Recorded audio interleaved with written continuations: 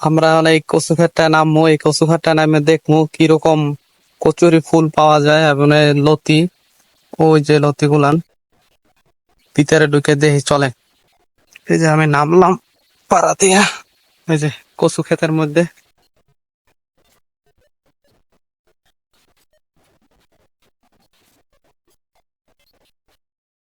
এই যে কচুর লতি ভিতরে কেলি সাফ করে দিতেছে। এই যে কৃষক খালি কাটি কাটি এই জায়গায় রাখতেছে। একটু হয়েছে